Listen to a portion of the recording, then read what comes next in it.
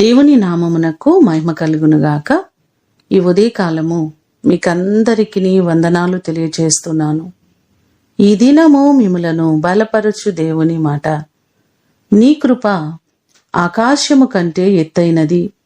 కీర్తనలు 57వ కీర్తన 9వ చరణం. దేవుని కృప మన జీవితాలకు ఎంతో అవసరమైనది. ఆయన కృపలోని ఆయుష్కాలమును పొడిగించబడింది. ఆయన కృపలోని సమస్తమును మనం పొందుకున్నాం. ఈనాడు కలిగిన రక్షణ, ఈనాడు కలిగిన జీవితం సమస్తము ఆయన కృప వలన పొందుకున్నదే. 103వ కీర్తన 11వ చరణాన్ని చూస్తే, భూమి కంటే ఆకాశము ఎంత ఉన్నతముగా ఉన్నదో ఆయన యందు భయభక్తులు గలవారి ఎడల ఆయన కృప అంత అధికముగా ఉన్నది. నిజంగా దేవుని యందు భయభక్తులు కలిగి ఆయన సన్నిధిలో నమ్మకంగా జీవించే వారికి ఆయన అపారమైన కృపను అనుగ్రహిస్తారు. ఈ మాటలు వింటున్న మిమ్మలందరినీ దేవుడు ఆయన కృపచేత జ్ఞాపకము చేసుకుని ఆయన మిమ్మును ఆశీర్వదించునుగాక. ప్రార్థన చేసుకుందాం.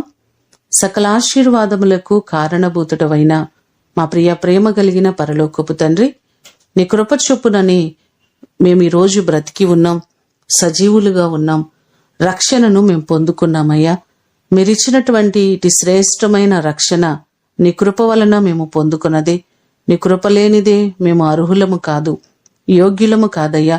కృపచేత మమ్మలను రక్షించి నీ బిడలుగా చేసుకున్న విధానము కొరకు వందనాలు. నీ కృపా మహదేశ్వర్యములు మా ప్రియులెల్లరికీ మీరు అనుగ్రహించండి. ఈ దినమంతా కూడా మీ సన్నిధి, నీ ప్రసన్నత మా అందరికీ మీరు కలుగ చేయండి. మా ప్రయాణాలలో, పనిపాటల్లో, అన్ని విషయాలలో నీ సన్నిధి, నీ తోడ్పాటు ఈ దినమంతా కూడా మీరు మాకు కలుగ చేయమని యేసు అతి ఘనమైన నామమున అడిగి వేడుకొని పొందియున్నాము తండ్రి. ఆమేన్. దేవుడు మిమ్ములను దీవించునుగాక.